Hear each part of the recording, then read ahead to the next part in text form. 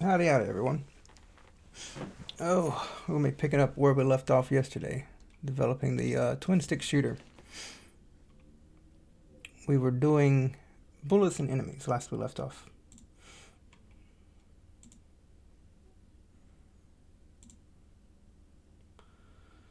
Let's see. Howdy, Madara. Do not know how that first one is said. So, let's see. I think we were doing enemy movement when we first left off. We did a anti-clumping behavior, which we're going to get rid of because right now I'm not too concerned about it. It'll overly complicate things. Right now I just want to get basic gameplay down. So all we have to do, shouldn't have to do, is remove that. It'll still be I'll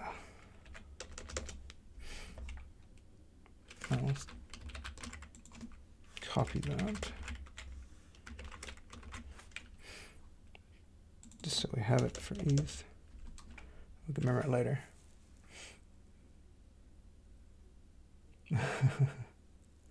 How do you make a flip?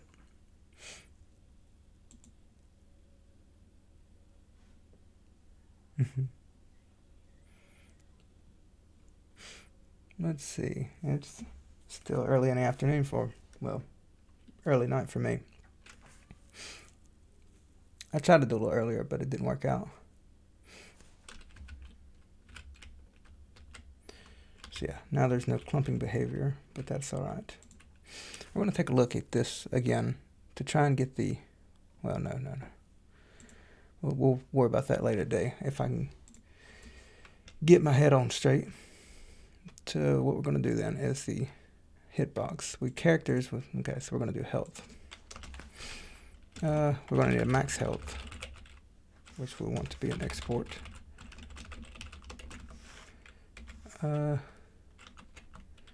Set it at 3 for now. So if we go here, we should be able to edit. We'll probably want to give the player more health. And then hitbox. I should have rewatched my health video. I ain't done this in a while. So, wait, no, we should be able to handle all of the health from here.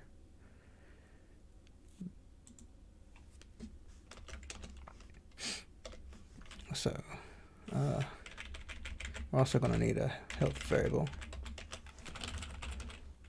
to keep track of how much health the character has at any given time. I believe that's right. And we want to set get just in case we ever want to set the health externally.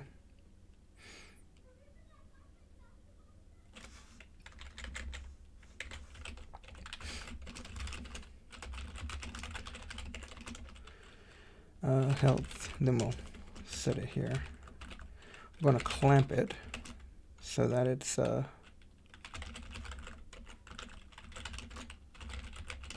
never goes beyond those two values.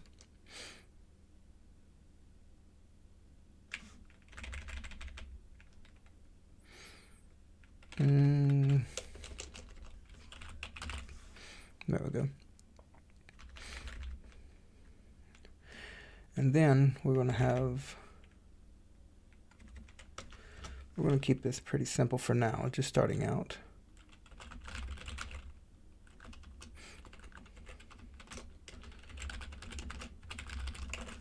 Just to make sure it works.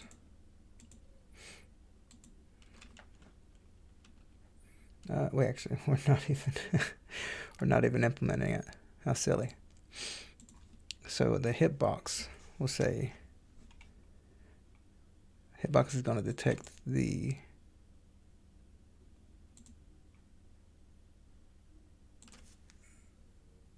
damage areas,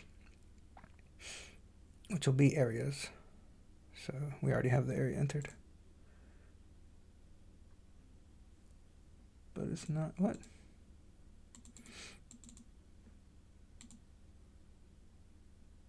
How interesting.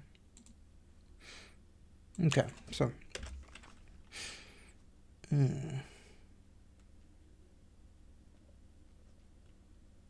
So this will be, the area is going to be a damage area. And we're going to make sure. So we're going to pull up this library thing here.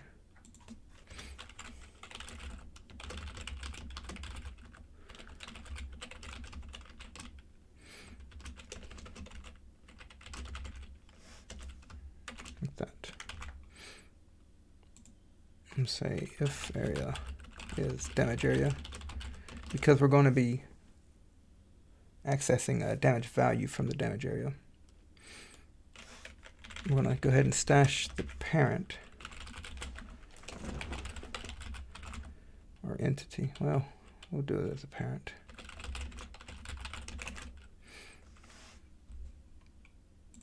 We might have it one eventually. I can't imagine why we would want to have it as not manipulating the parent, in case we have like in a nested tree or something. This should be fine though. Yeah, maybe for like a boss, probably want to organize it, but not important right now. Parent.health that equals damage.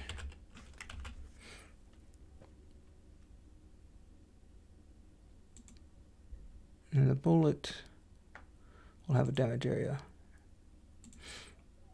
Damage area, we'll need a script. It already has one. And it has a damage value. Good. Okay.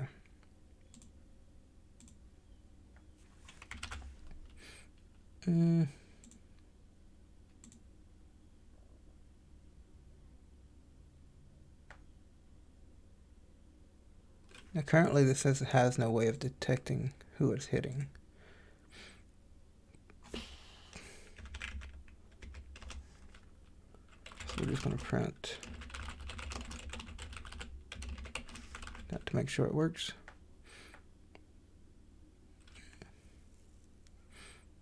Okay. Bullet, damage area. Characters need a hitbox. We'll let each character define their own shapes.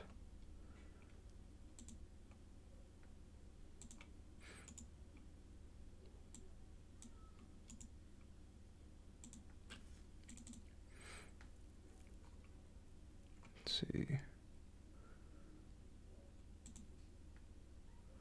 A little obnoxious. We'll get rid of this as well. Okay. Hitbox. For enemies, we tend to make this a little larger, which I believe would be, I think it, did I go 12? Okay. So we'll make this something like that. Okay. Hitbox. Should be good. Let's see how it works out. Of course it's not.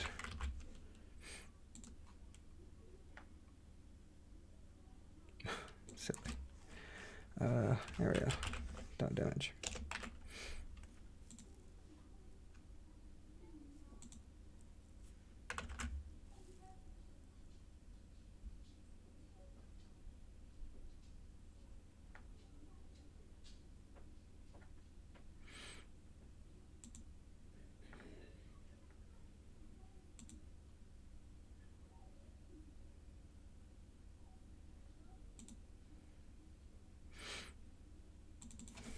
Okay.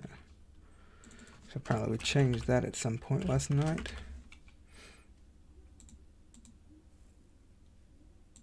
Okay. Alright, so because we didn't add shapes to the bullets.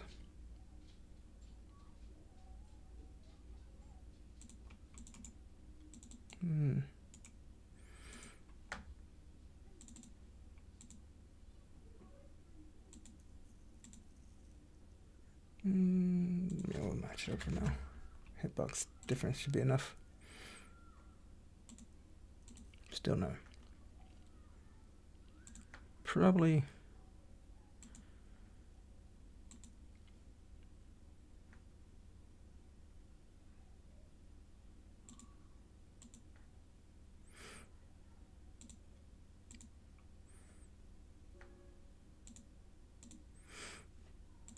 Set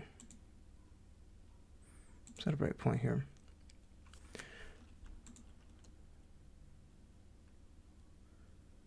It has a damage area. It has a hitbox. Character has hitbox. Hitbox has a shape.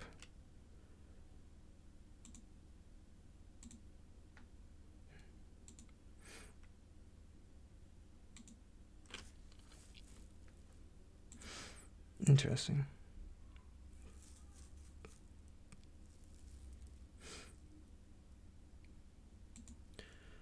I'm forgetting something apparently, because the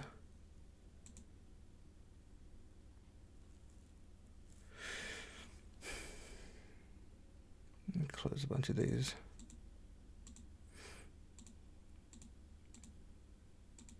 All right.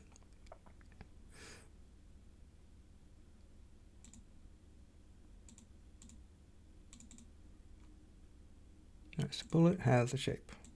Collision. And it's on the hazard layer. Good stuff. And we'll open up the character. Well, let's open up the grunt, which has a hitbox, which detects the wrong mask. Yeah.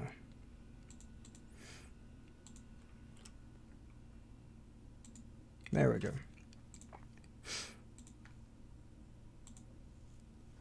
Okay. That should help update the health. Good. We'll go ahead and kill it. See if make sure. Boom. Good. I don't think I ever changed it to where it shoot infinitely. We'll go ahead and work on that.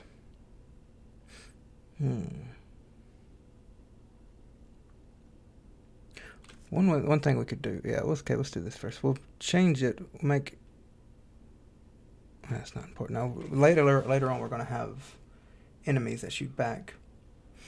And so what we'll probably do is have a player bullet and an enemy bullet. And we'll have them mask for the entity. No, that wouldn't work. And we'll do a variable thing then. Shouldn't take too long. All right.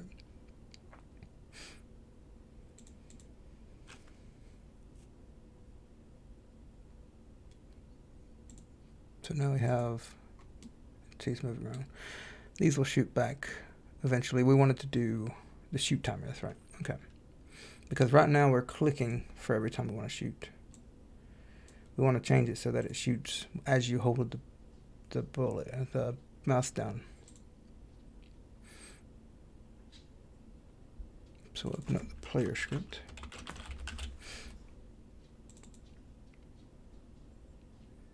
I'm going to do this in, we'll add a timer. I tend to add a lot of timers. So in the character script, for organizational purposes, we'll add a thing to store our timers.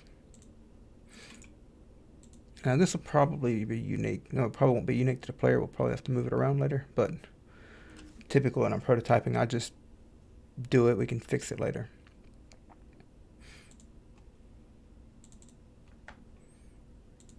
So, cool, shoot cooldown.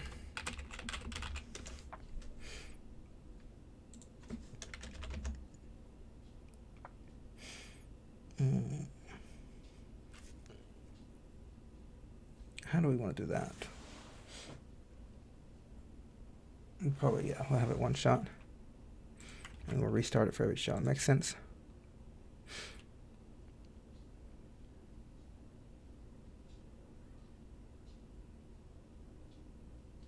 I'm going to change this.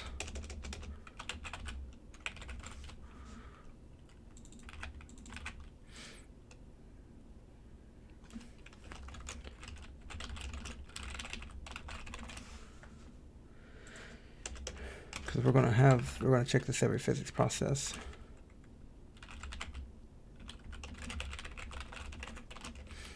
And we'll say if input if the player is holding the shoot button and the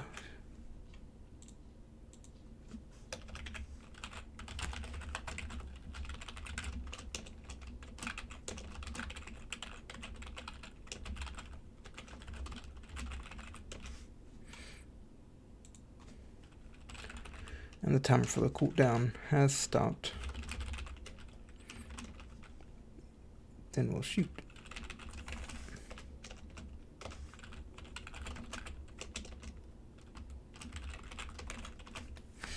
Which will be all of this code here.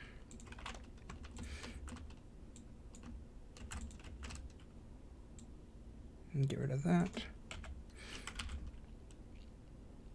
And then shooting will start the shoot cooldown.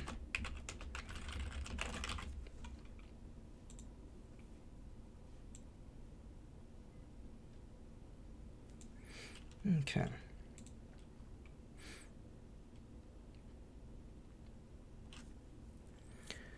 Now, let's get this enemy shooting back at us. How do we want to handle that? We'll want to move them towards the player. We'll want to have it to where once they're within range, we're going to do ranged enemies first, because I think it's going to be the sort of main thing of the game is everybody's shooting. There will be melee characters, but we'll do shooters first. So the enemies will move towards the player, try to maintain a distance. If the player gets too close, they'll back up. And, once they're within an ideal range, well, no. Yeah, once they're within a range to shoot, they'll shoot. Hold on a second. No.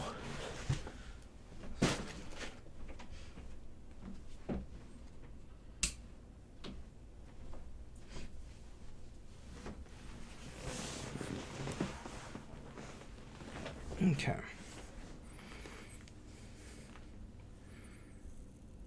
So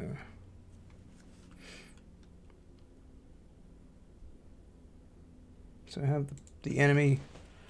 They move towards the player, and they get that distance. What first we'll do is we'll get them to back up.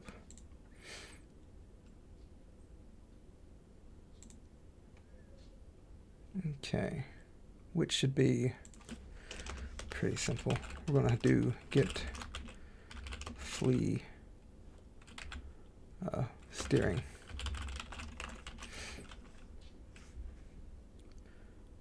Now this will be fleeing from the target. So we're going to need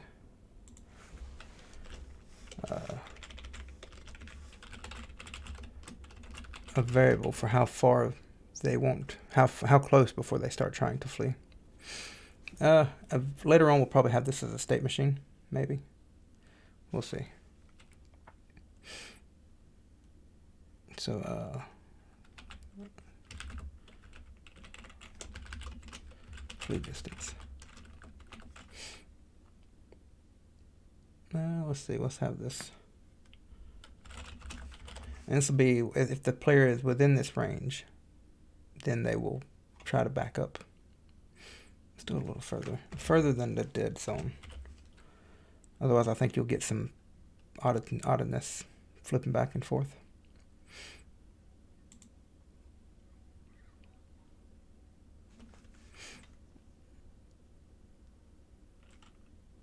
So we'll say if we'll get the distance between the fleeing target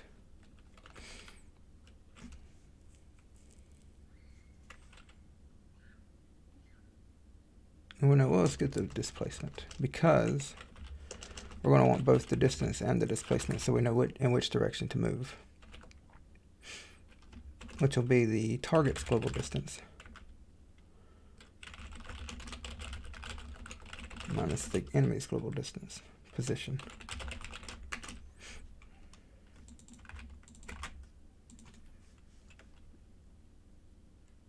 And that'll be a vector 2 for how how far along the x-axis and how far along the y-axis. There's a difference away from the target. And the distance would be that, the length of that. And so if the distance is less than, what I call it, flee distance.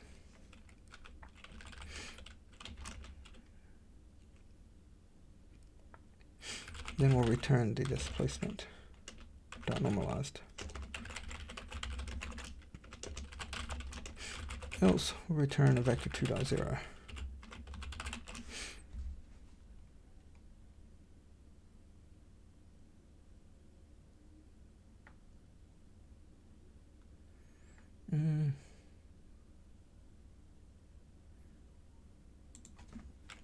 Let's grab this.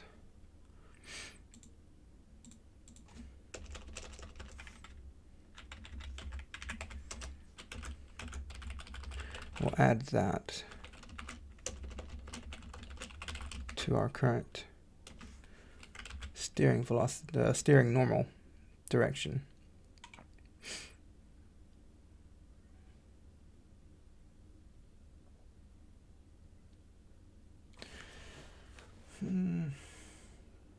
It's probably going to have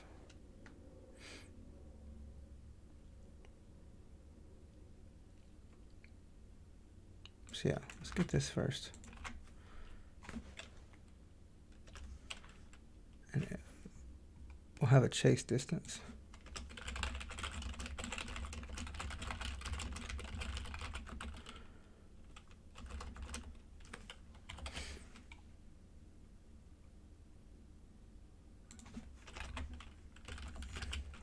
We want to store steering as a vector 2 initially, as a blank vector 2. And we'll say if steering, well, if the distance, so if the entity should be chasing the player, this should probably be its own. It's called a seeking steering. So if the distance is less than, if the entity should chase the target, add that towards the steering. There we go. And I'll see what happens.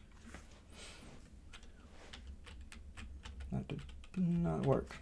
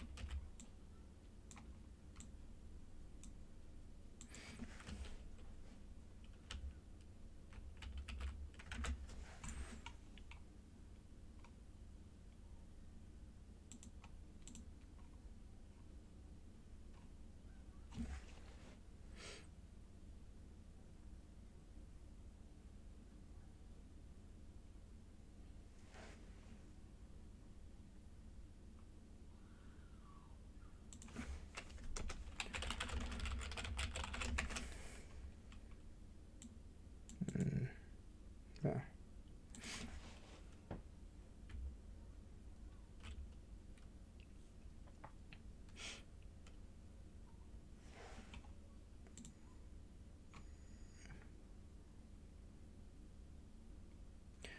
We should have them draw this thing back. Where am I at?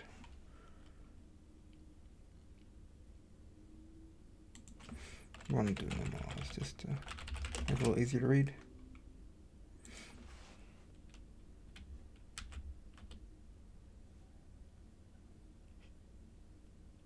Okay, so I think it's the seeking is overriding it. So let's get rid of this.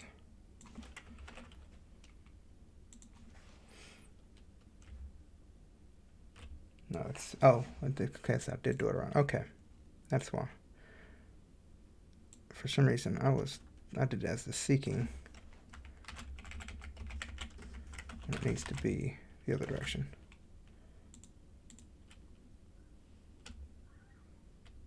There we go.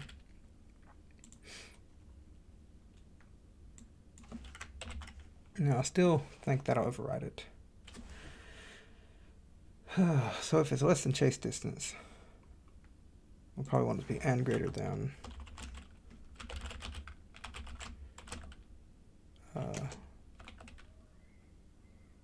flee distance.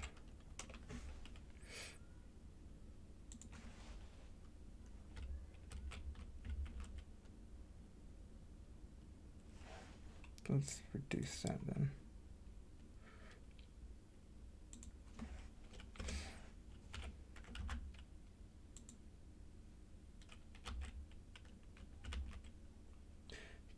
The dead zone as well. Okay, what now?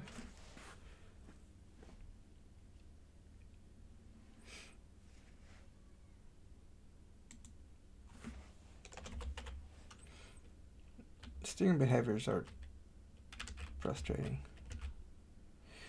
And the dead zone is killing that.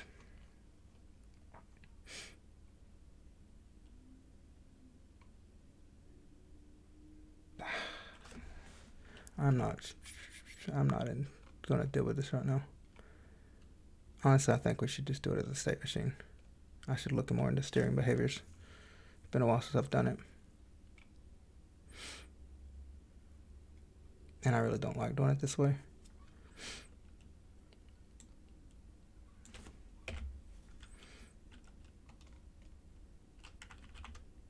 I find doing it this way can be a little finicky. It's easy to break it. Difficult to get it exactly the way you want it. So. Yeah.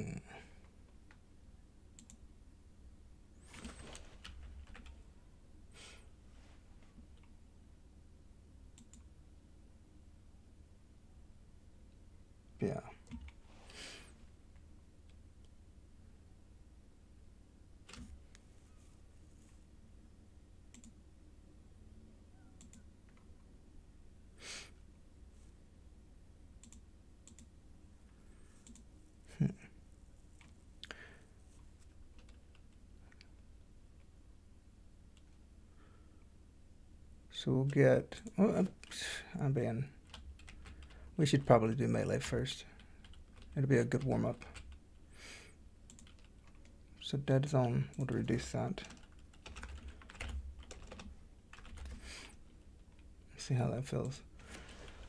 Because adding a fleeting behavior, it's a little. Then I'm still got it in there, don't I? We'll get rid of that.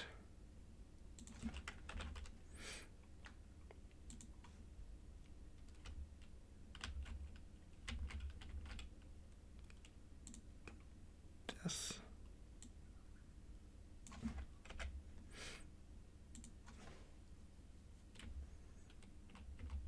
So yeah, he'll get up and close and personal. We'll want to reduce his speed because we don't want the enemies to be faster than the players so that the player can get away.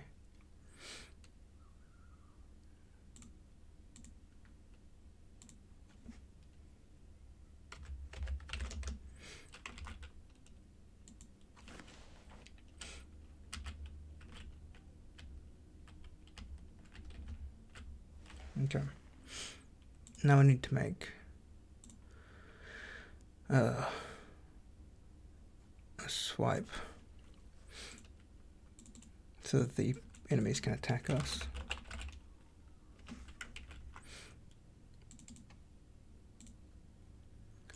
Which, for now, we're going to do as an area with a. We're not going to do any fancy graphic for anything. We'll use the sprite drawer. Damage area.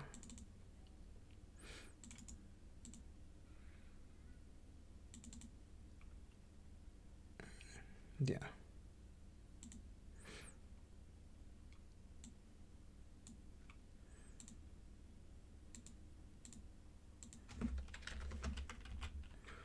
I'll color this sort of a Why is red?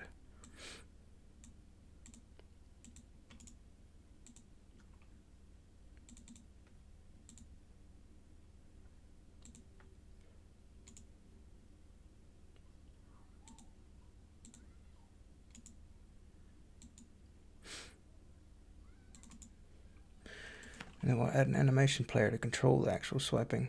Once we're it'll control the animation of the swipe later on, but we're also going to use it to control the actual when it's attacking, not the collision area.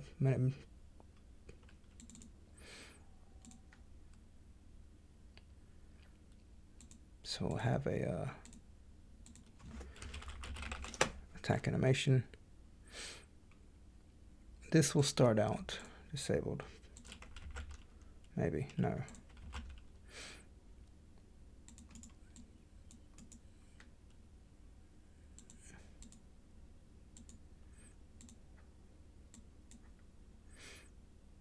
Then we'll disable it down the road. Does it?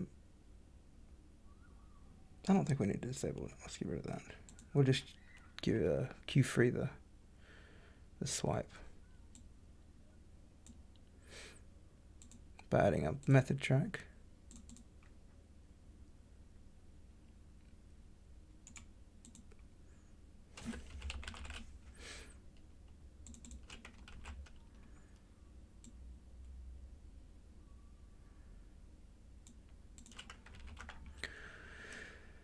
All right. And we'll have it autoplay. Later on, we'll have to do rotations and all that stuff. But since we're just prototyping, we have the circle. We don't have to worry about that right now.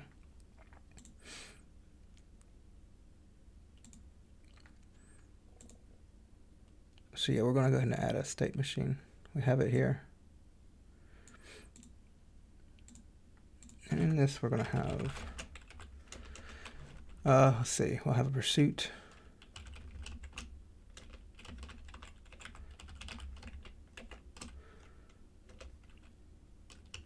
We'll have a telegraph.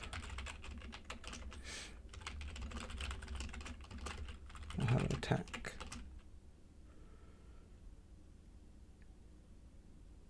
We might move that later to a concurrent state machine. But for now, it should be fun, because I don't think the enemy's going to move while it attacks, most likely. I think that should be all we need, really.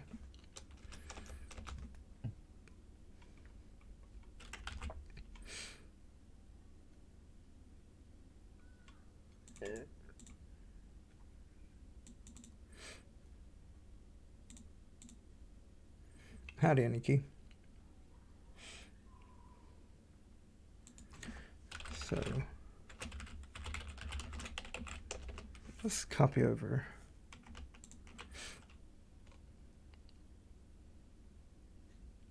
all of these.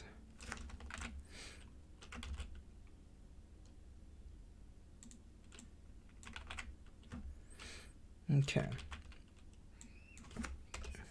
So during this pursuit state,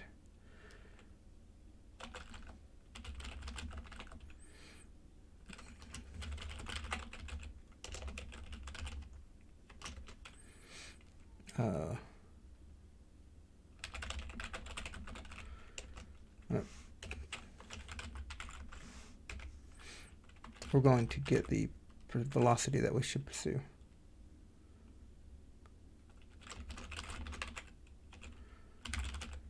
Oops.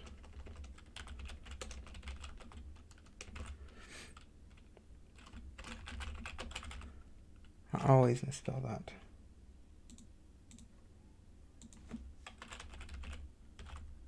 Yeah. Actually managed to get it right that time.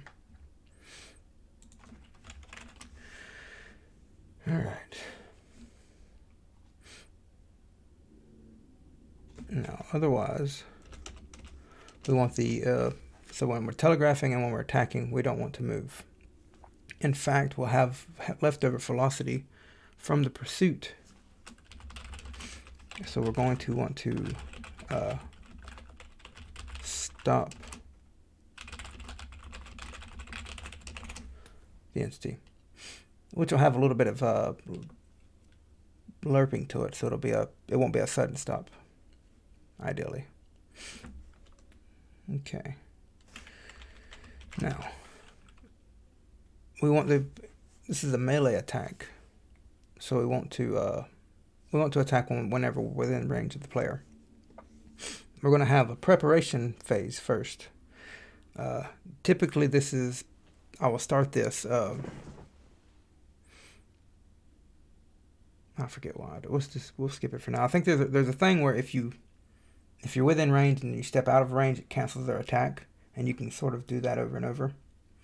So we'll want to avoid that, but we'll worry about that in the future.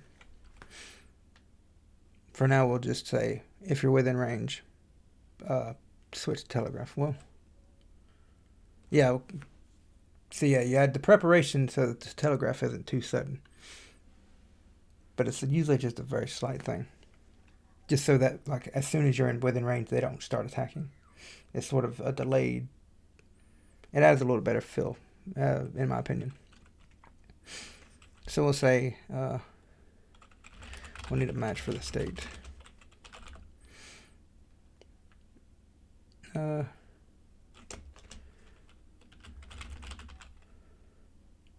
Pursue.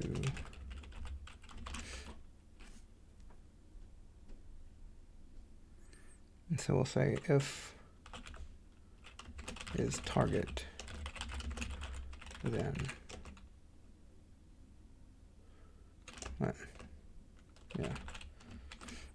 attack range. Then we'll return states dot telegraph, so that once the player is within range, they'll start telegraphing their attack.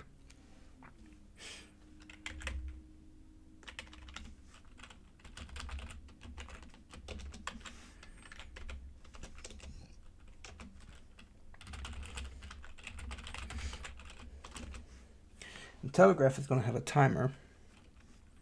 No, it's going to have an animation player.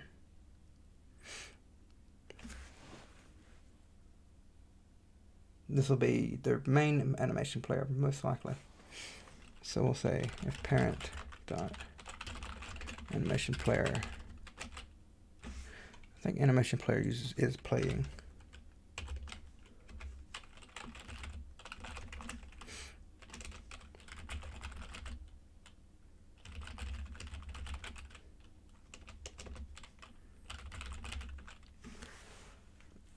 As for the attack, we're going to want to return to the pursuit. We'll want to have an idle state. That's correct.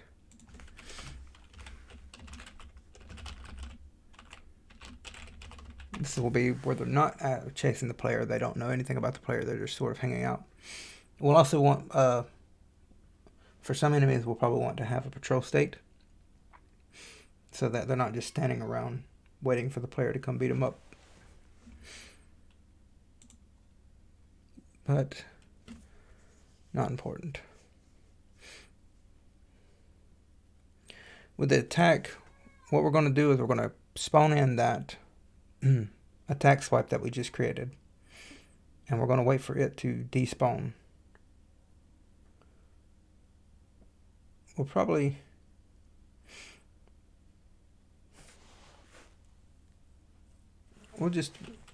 We'll say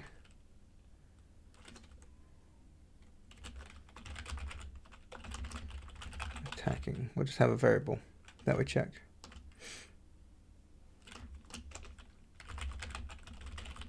It's a little sloppy, but I'm not entirely sure how we're going to do the attack yet. We'll figure it out later. Say it's not idle. All right. Now we want to enter.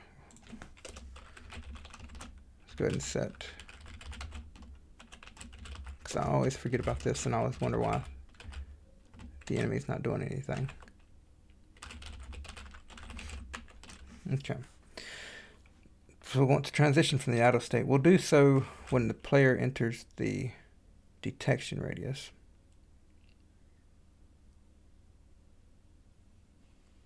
This is for the grunt, so we'll connect it from the grunt.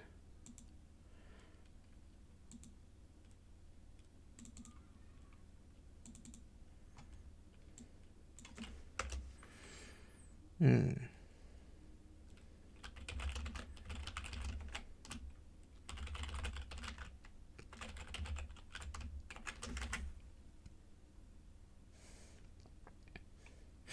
Okay. So that should do that.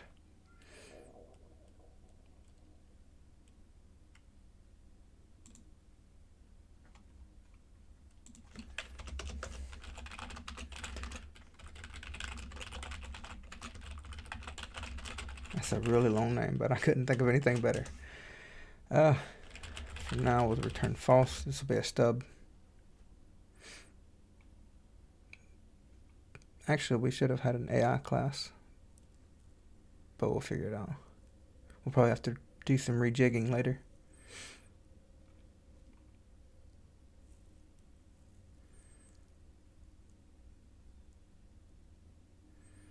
So the grunt. Wait, what? Yeah. Because we'll probably have some friendly NPCs at some point.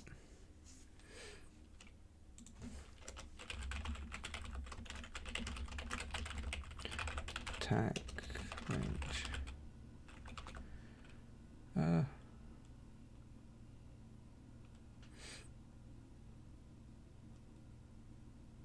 Well, it doesn't matter because we're going to change it for every enemy. Actually, I don't know why I did 32. We're going to be having 32 tile sets. Probably. That or 16. Because I've been doing pixel art here lately. So we want to get the distance. Well, first we want to make sure that target is an instance, is a valid instance.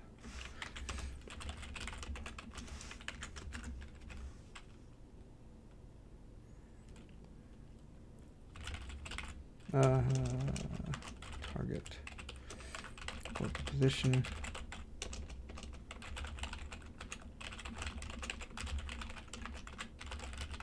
Nope.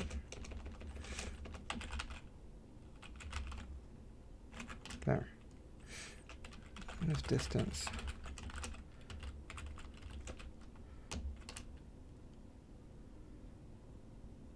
Hold on. There.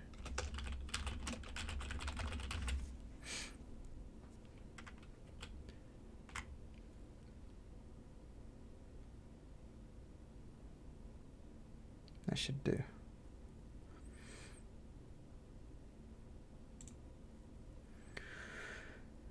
Then we need the animation player. We're going to have we'll probably have each make their own animation player, but we'll keep a reference to it.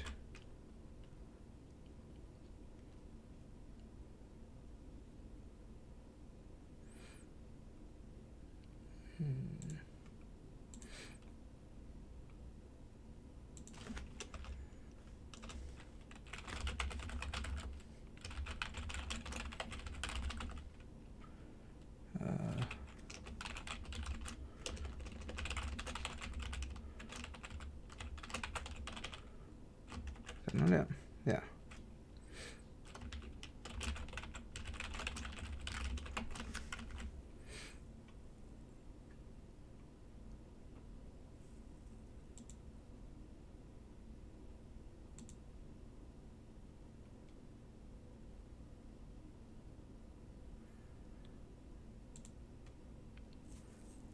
This will is attacking will probably be something from all of the characters. These very sloppy. I need to clean these, organize this better.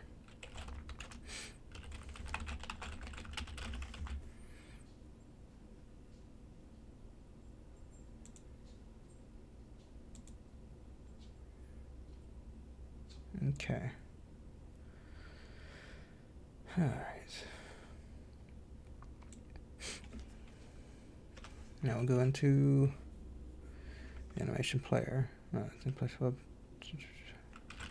Make a smash statement. There you go. Especially when prototyping. You just need to get something down and get going.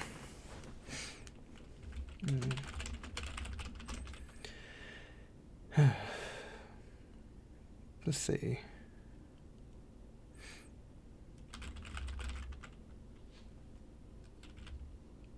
Telegraph. We're going to assume that we have the telegraph animation. Okay.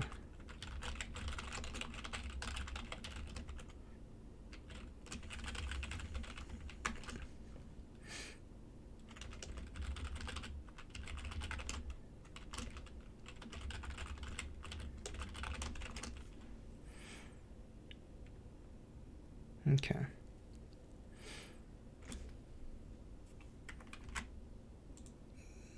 We'll need an attack method for the character because all characters are going to have an attack method.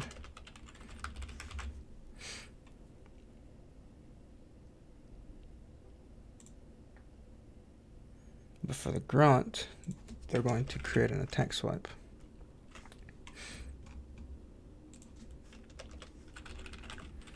No, not function. Constant.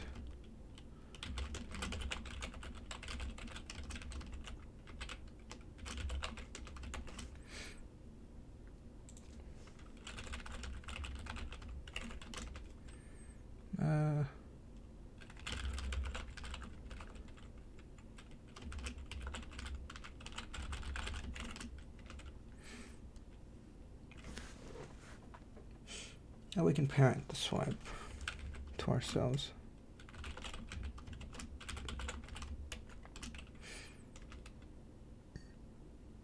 We're going to need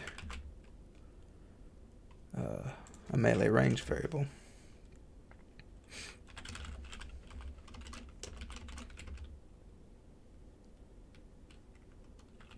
Let's make it a constant.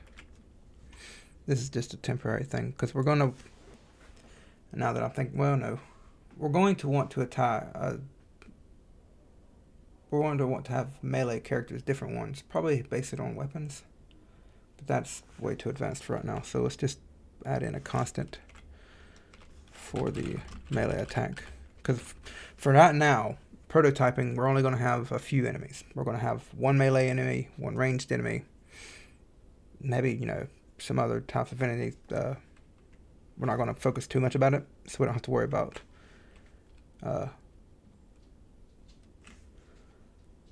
making it where we can expandable yet.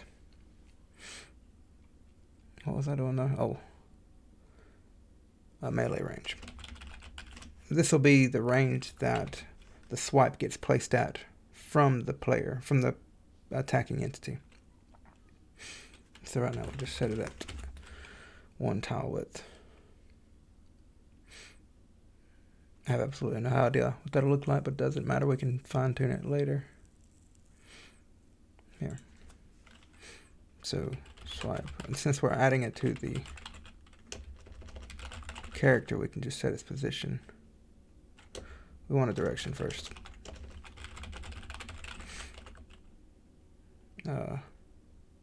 Which will be the target's position. Because we want to put it towards the target.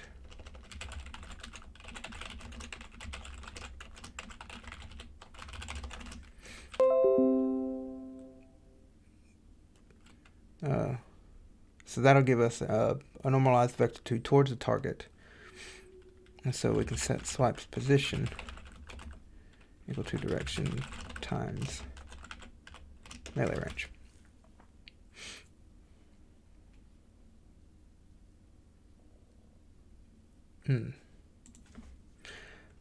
Why are we in here?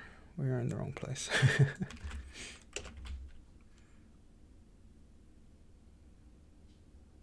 Do I not have a grunt script? I do not. That means we'll have to move some stuff out eventually. Well, we can go ahead and do it now. I thought I had inherited it from that earlier, but apparently not.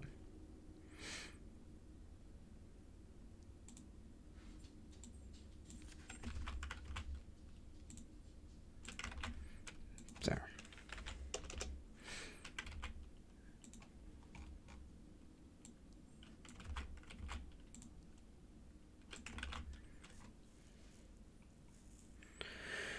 All right, so I did swipe push it towards the target.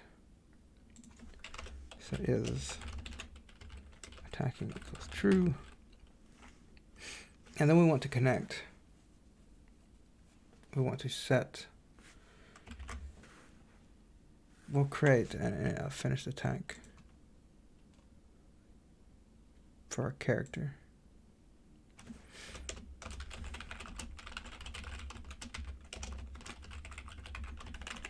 This will be a private variable or function.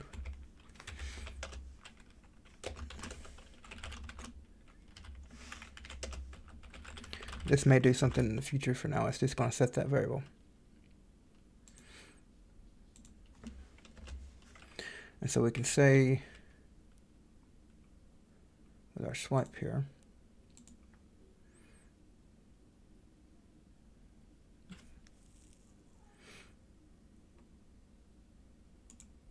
can we insert another?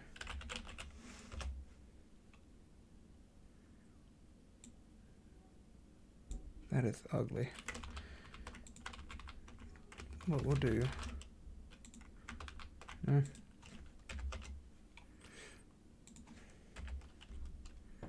is we'll create a script. What did that just change? Okay. Is we'll create a script on the swipe. Finish swipe. Which will queue free, but it also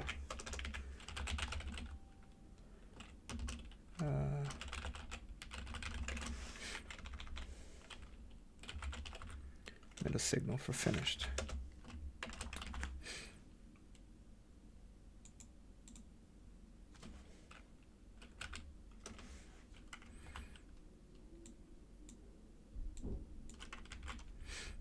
Okay. Now for you, I'll change this to attack.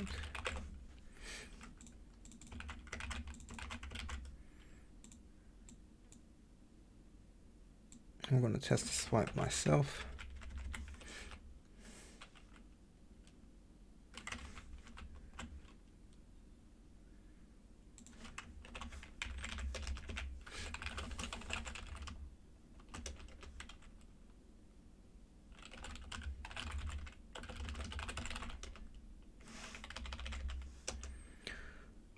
We'll change that to attack later because the player maybe will get their own melee weapons, probably. That is not set in stone yet.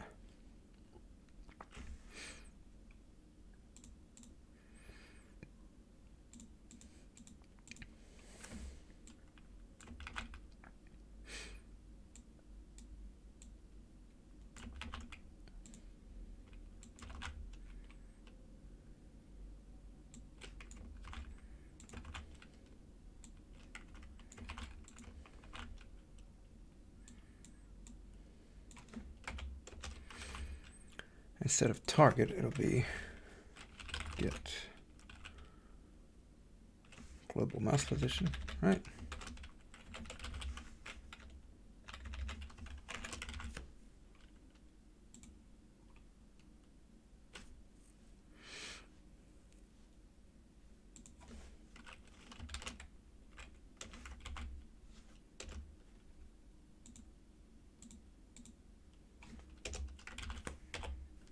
Fun.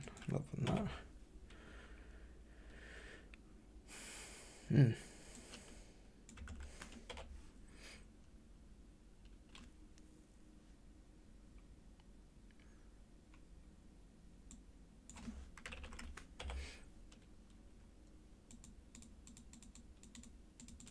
Okay.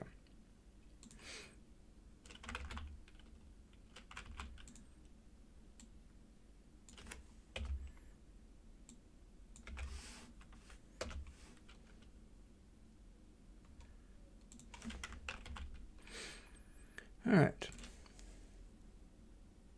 Hey, Adam. Yeah, it's interesting.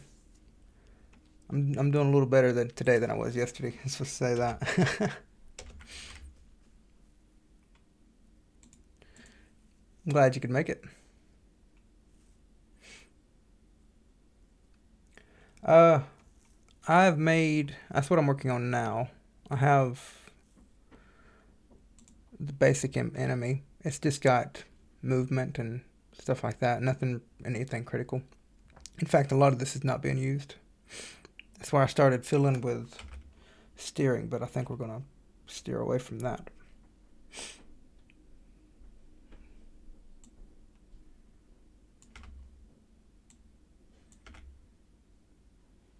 We're gonna get rid of all that. It just made things complicated because I really don't.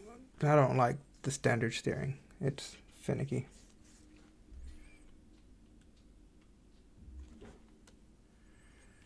All right. So yeah, that's all it is right now. In fact, I don't even. Yeah, no, we do need that.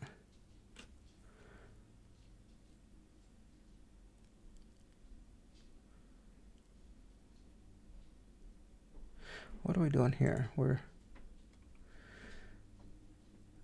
okay.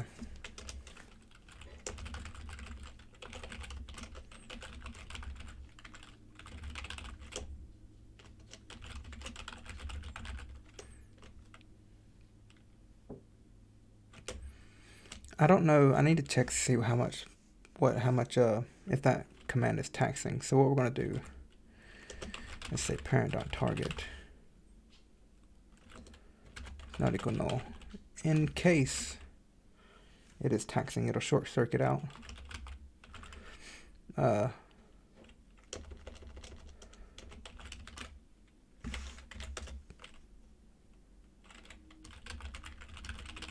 There.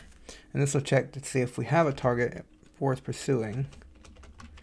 Then we'll want to start pursuing towards it.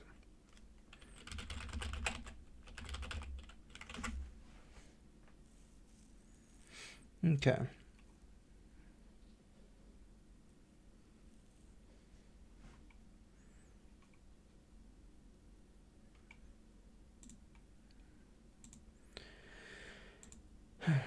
Telegraph animation player. Let's go ahead and do that.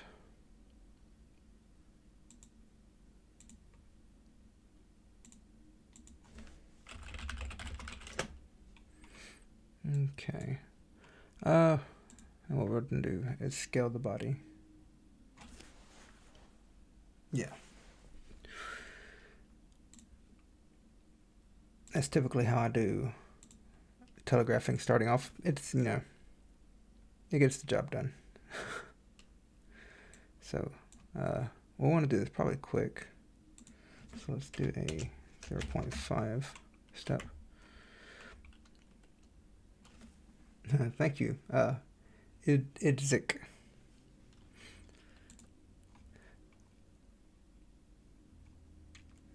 Okay.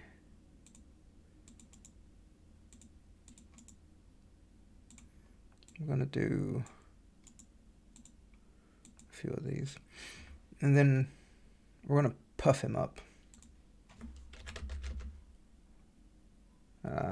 That wrong. Whoops.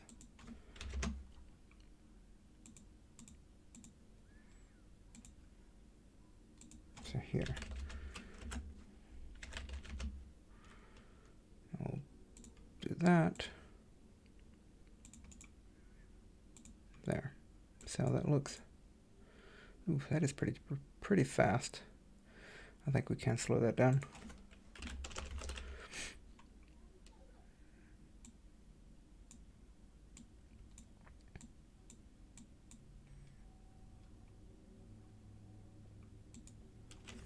What tutorial is that specifically? Oh, whoops.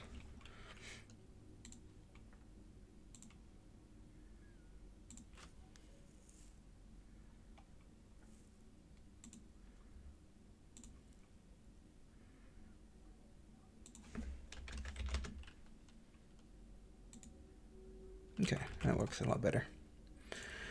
All right, so back to that. We're gonna go. So, if there's a target, pursue the target. If the target is within attacking range, telegraph. If your telegraphing is done, which we have it told it to do, then switch to attack state. When we switch to attack state, do the attack, not attacking. I don't think we did that. His attacking goes true. Then we want to swipe.connect.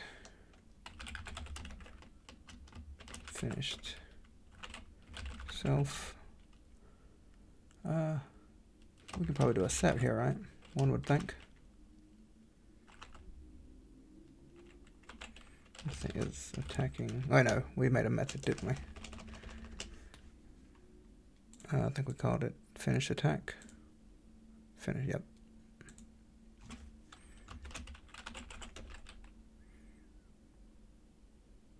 And that should be all we need. Alright, let's see how that works. Yeah, right. Let's get rid of this. No, we don't. We need to, so they can move towards it. So I want a pursuit velocity.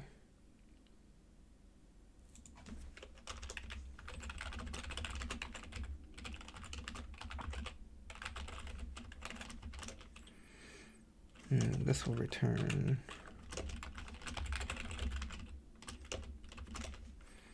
We'll say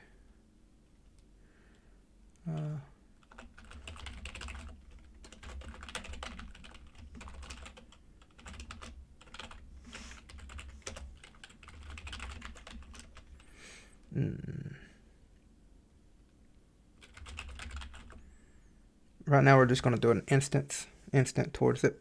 We can lerp it later. So we return target dot global position minus global position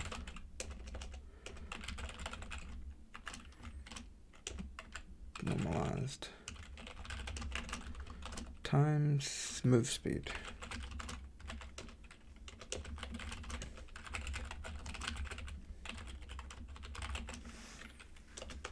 Now we want to do get stop velocity, which is all it's going to do right now is return vector 2.0. Later on, it will lerp it as well.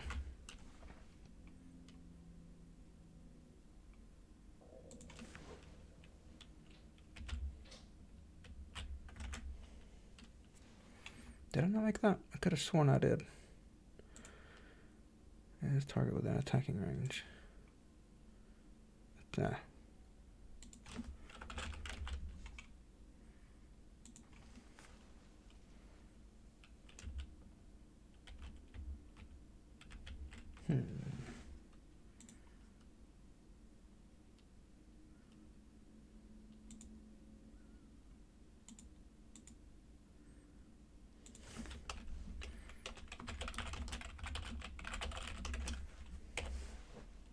Oops.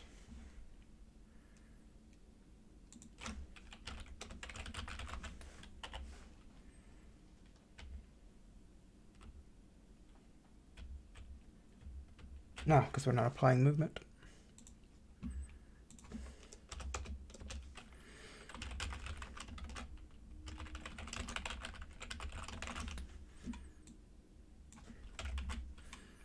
Which we'll do inside of the character script, which we're already doing. Good.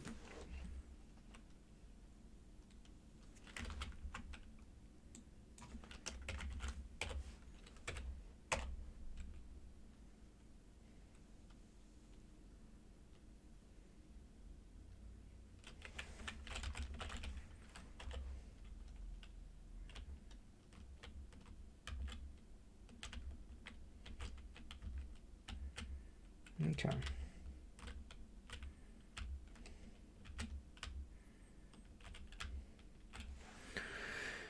All right, that is a long attack. So we'll want to have an attack cooldown.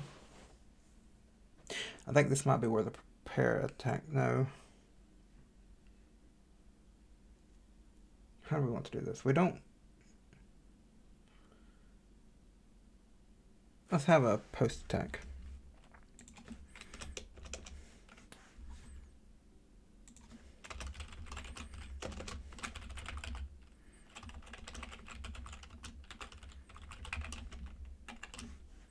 Oops, can't do that. This will be a sort of a cooldown period. We're probably going to extend the cooldown into the pursuit state, so that they're chasing them and still, but not attacking yet. But after the attack, they'll hang around for a second without moving. Or we could extend the attack state. Actually, I think we'll do that.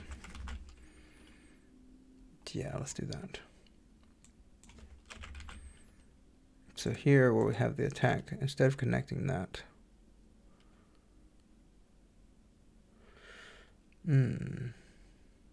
we'll have a timer.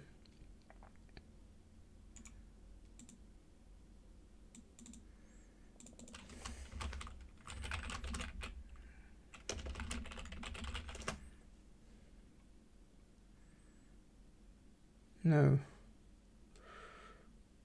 Yeah, okay.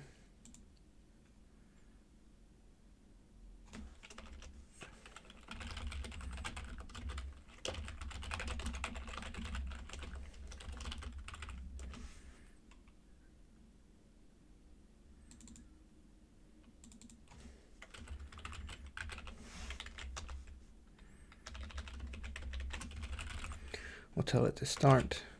It'll be a one shot. 1 second. We'll connect it. And here is where we'll say finish attack.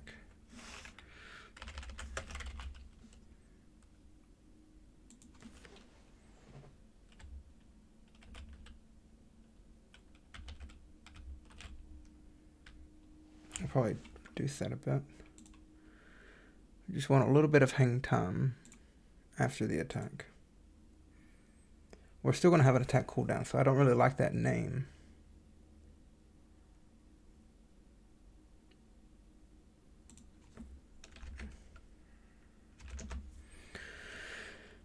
I'm going to call it a post attack.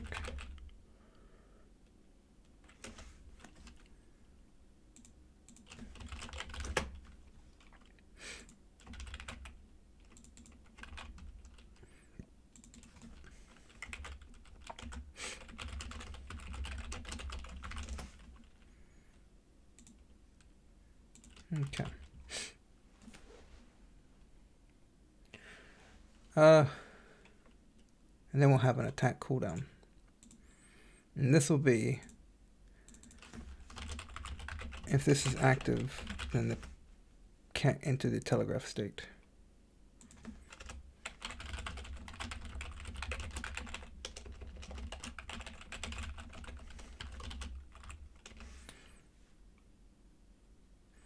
This will happen.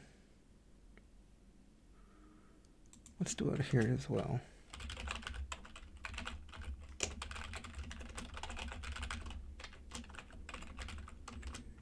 Nope.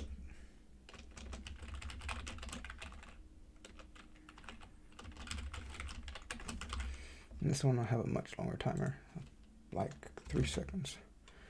It'll be one shot as well. And then in the state machine, we'll say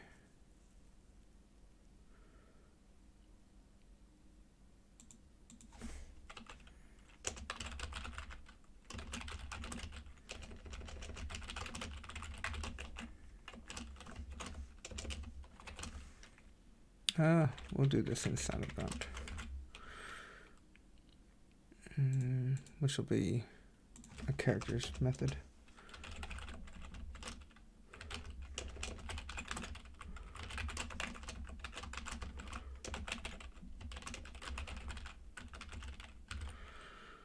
Let's return true. That'll probably throw me off later. Alright. And then in the grunt,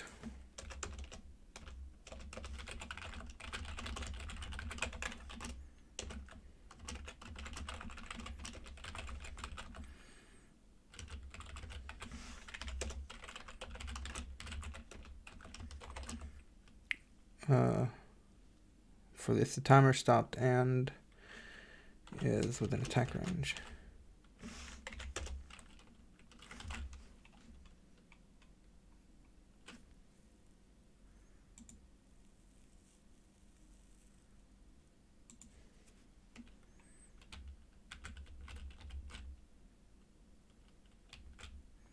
Yeah, that's what I figured. We'll have to fix the pursuit velocity.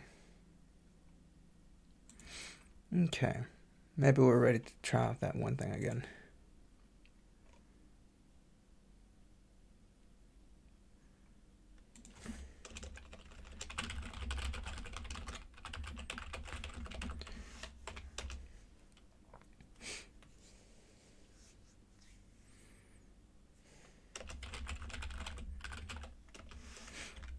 Okay.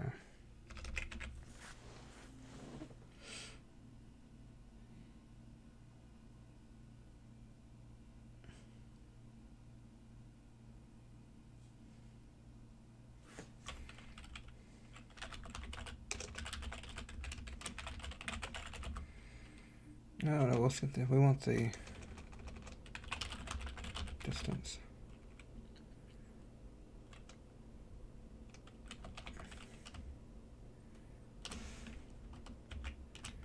Yeah, I'll just do it again.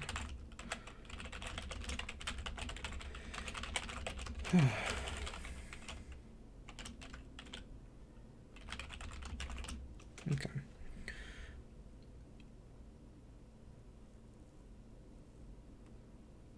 So we'll say if the distance is less than the arrival distance minus the dead zone plus the dead zone.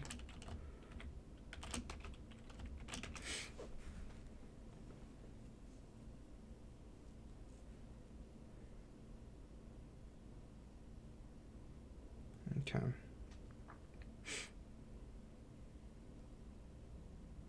Howdy, Bad Mix.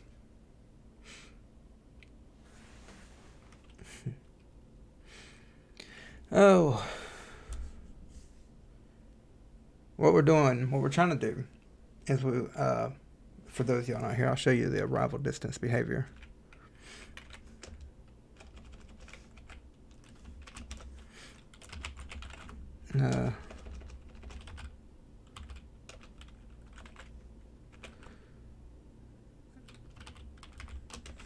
There's a float.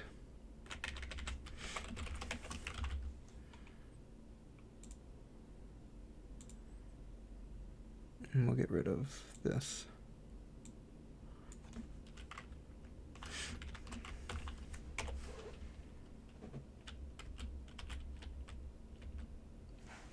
How far do we have that? Must have that cranked up, or I did it wrong.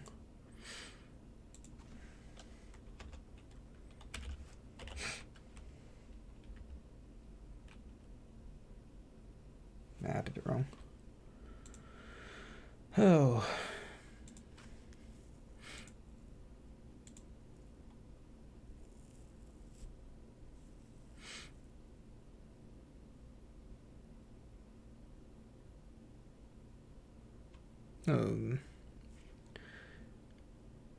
If distance is less than arrival distance.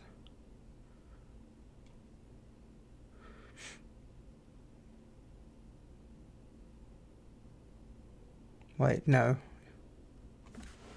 Yeah.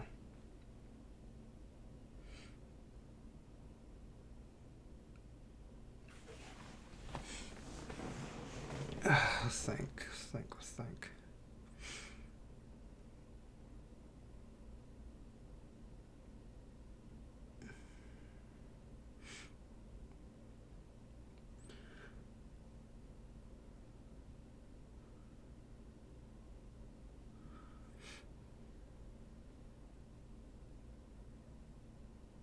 No, we'll worry about it later. I need to figure that out. We'll just do dead zone. So if that's too close and we return, well, then desired velocity will equal vector 2.0.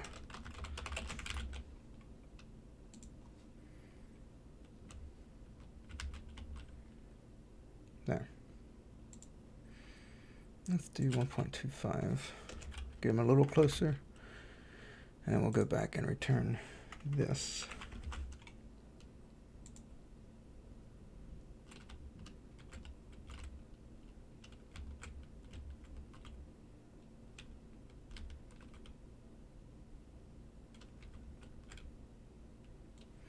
Now, when I first went up, he attacked really quick, which is I think is where that preparation comes in. So we want to have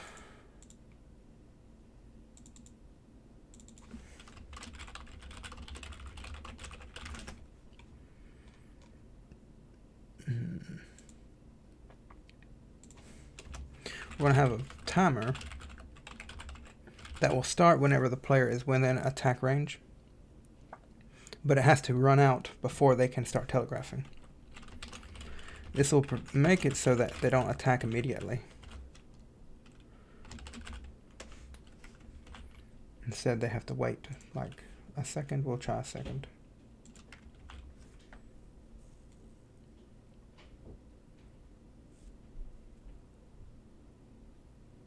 No, that's the telegraph. I don't want them to telegraph immediately when they get to the player. I'm assuming you're talking about the telegraph animation. Like, see, as you can see, as soon as they get to them, they stop the telegraph and they attack. It's really sudden. Instead, what I want them to do is to get up in there, hang out for like maybe half a second, and then telegraph.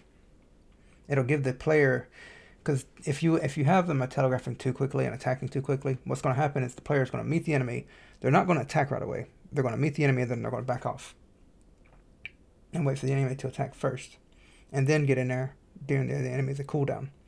If we have the enemy wait, the player can jump in, hit, back out, and then the enemy starts attacking. That's the idea.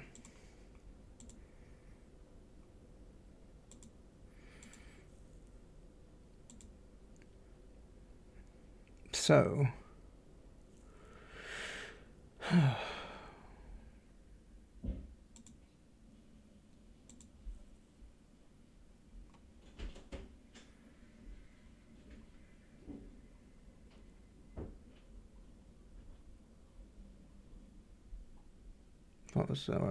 how we need to trigger the timer though. It'll happen whenever the player enters the attacking range. Right?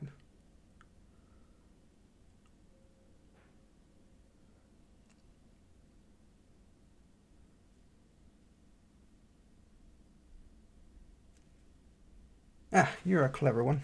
Let's do that. Well, the reason I want to have it this way is because I want them to keep moving during. I could have it. Yeah, okay, let's do this.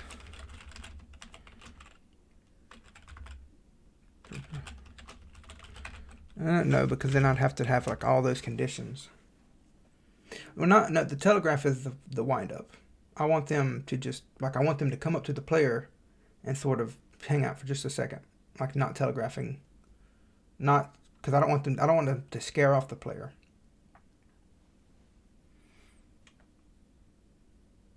If that makes sense. Okay, I'll add a state. And I'll show you what the idea is. The reason I'm not going to do it, though, is because it's difficult to maintain. Because I'm going to have transitions. I'm going to have movement. Well, I suppose it's not terrible. We'll do it for now. Because there might be situations later down the road where we want them to duck out of it. But it's just to prepare. Yeah, that's what it was. Like, just because they're preparing doesn't mean they're going to attack. Like, say, if the player leaves the range while they're preparing, they could still, cancel the preparation and go to the, well, we can still do it as a state. We'll do it. It's probably the easiest way to do it. We can, if it breaks later, we'll fix it. So,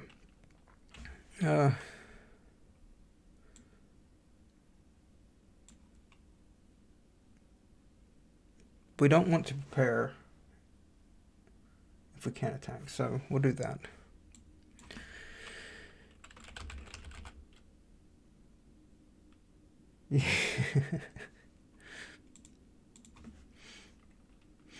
So if we can attack, we're going to start a timer.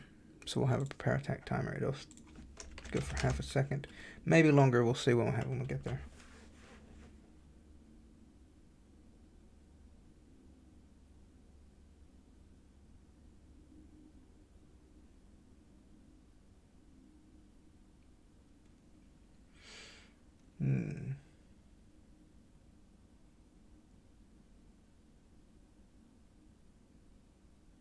Well, this is before they attack, though.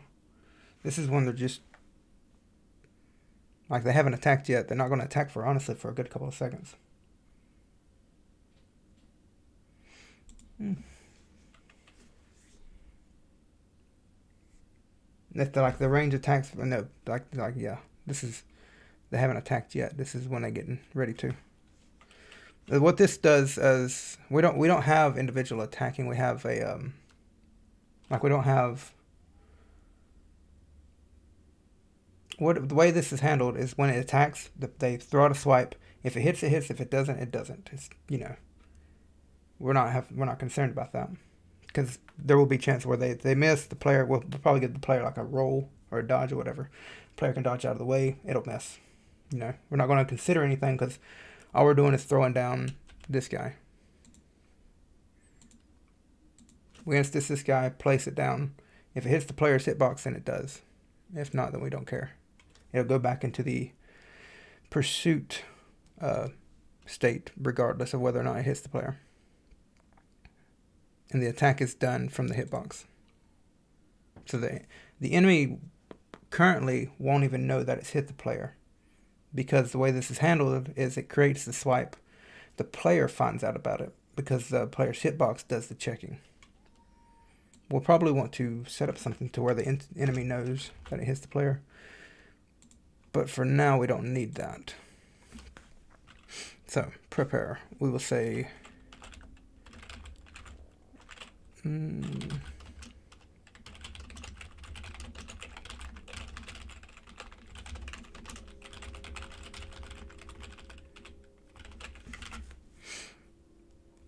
then when we enter the prepare state,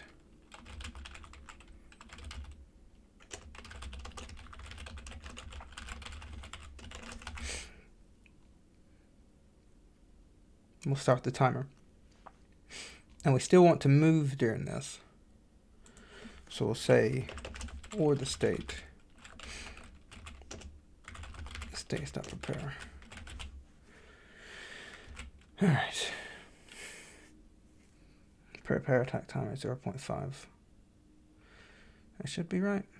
Let's do it for 1 just to make sure, because we can make sure we witness it and everything in all its glory. Okay. Bring that down. Can see like with the player, be like, pow, pow, pow. Oh, well, that's pretty quick.